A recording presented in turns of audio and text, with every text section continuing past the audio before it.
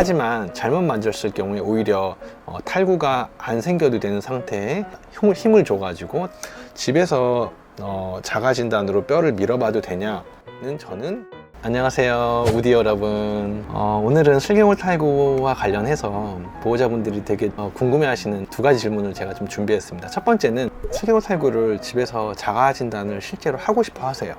왜냐하면은 우리 애가 무릎이 빠지는지 안 빠지는지를 이제 기본적으로 가장 궁금해 하시거든요. 이게 집에서 자가 진단을 해도 되는지도 하는 방법에 대해서 많이 전화 상담도 하시고, 진료 중에 어디를 어떻게 만져야 되는지도 되게 많이 물어보시거든요. 물론 뭐 보호자분의 아이니까 무릎을 만지고 하는 거는 제가 봐서는 자유라고 생각합니다. 하지만 잘못 만졌을 경우에 오히려 탈구가 안 생겨도 되는 상태에 힘을 줘가지고 탈구가 진행이 되는 경우도 실제로 있기 때문에 저는 집에서 무릎뼈를 이제 함부로 만지지 말라고 꼭 말씀드려요. 왜냐하면은 저희 의사 선생님들은 기본적으로 해박적 구조를 생각을 하고 만집니다. 여기 슬개골이 있고, 슬개골 옆에 잡아주는 외측 인대가 있고, 여기 대퇴사두근이 있고, 허벅지 종아리뼈가 있으니까 얘가 탈구가 있거나 하면은 이 부분을 만져봐야지, 이런 거 여러 가지 생각을 하고 저희가 탈구 진단을 할 때 신체 검사를 하거든요. 근데 보호자 입장에서는 빠지는 것만 중요해요. 무릎은 결국에는 잘 쓰는 게 중요한 거고, 일자 운동을 하고 무릎의 배열이 유지되는 게 중요한 거지, 단순 밀어가지고 빠진다고 해서 얘 무릎이 정말 나빠, 이건 꼭 아닌 거예요. 그래서 따라서 집에서 자가 진단으로 뼈를 밀어봐도 되냐는 저는 X라고 생각합니다. 왜냐하면은 오히려 내측 탈구를 잘못 만지고 나서 통증을 유발시킬 수 있고, 1기를 잘못하면은 외측이 늘어나면서 2기로 넘어가는 경우도 있기 때문에, 왜냐하면 그게 바로 외상이랑 별 다를 게 없거든요. 그래서 저는 집에서 자가 진단을 하지 마시고, 걱정이 되시면은 병원에 와서 한번 촉진을 맡겨보시고 엑스레이 한 번만 찍으면 나오는 부분이기 때문에 정확하게 진단을 받으셔서 이 무릎만 뿐만 아니라 이 엉덩이 관절에서 발끝까지 내려오는 전반적인 무릎의 배열을 평가해 보는 게 가장 중요합니다. 그리고 두 번째로 질문 중에 하나가, 증상이 없으면 1기나 2기로 생각하면 되는가요? 물론 1기, 2기 아이들은 증상이 없는 경우가 많죠. 하지만 3기, 4기 아이들도 증상이 없이, 그러니까 여기서 말하는 증상이라는 거는 당연히 보호자 3자 일반인의 관점에서 봤을 때 다리를 저냐 안 저냐예요. 근데 저희가 봤을 때 증상이라고 하는 거는 다리를 절기 전에 무릎이나 종아리라든지 허벅지 근육이 전체적으로 리모델링이 되는 과정이 있습니다.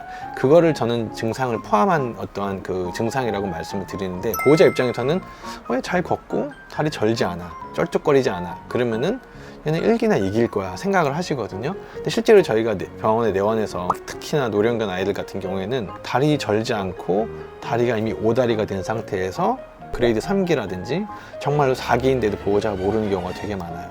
이미 통증을 표현하는 시기는 지났고 어느 정도 자기가 안 아픈 범위 내에서 가동 범위를 조절하고 있는 거죠. 오다리가 됐다는 거는 이미 다 주변이 늘어나고 종아리는 돌아가고 엉덩이 내려가고 다 거기에 맞춰서 자기 나머지 관절들이 변형이 된 거거든요. 그래서 저는 1기, 2기라고 했을 경우에 증상이 없다고 말씀드리지 않고, 1기, 2기도 증상이 있을 수 있고 3기, 4기도 증상이 없을 수 있는데 정상 가동 범위를 쓰지 않는 거기 때문에 꼭 진단을 받으시는 게 중요하고, 1기, 2기인 경우면은 다행히 조금 안심을 해도 되지만 증상이 없어도 3기나 4기일 경우에는 적극적으로 슬관절 관리에 들어가는 것이 가장 중요합니다.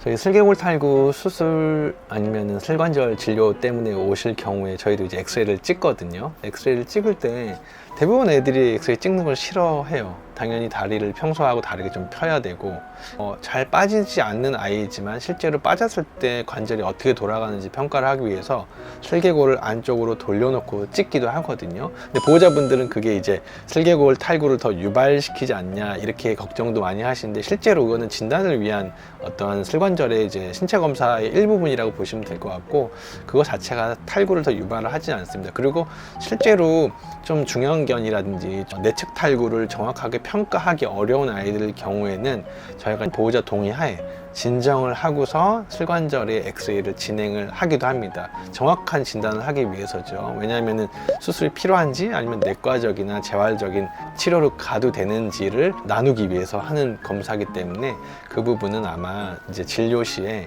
상의를 하고 어느 정도 치료 방법이나 어떤 검사 방법을 진행을 할 거라고 생각을 합니다. 오늘 실관절에 대해서 중요한 두 가지 보호자분들 궁금증에 대해서 말씀드렸는데요. 저희 청담우리동물병원 재활센터는 앞으로 더 아이들의 튼튼한 관절을 위해서 더 노력하는 그런 센터가 되고 거기에 맞는 좋은 컨텐츠로 여러분들께 찾아오도록 하겠습니다. 우리 구독자 우디분들 앞으로 잘 부탁드립니다. 좋아요와 구독 꼭 부탁드립니다.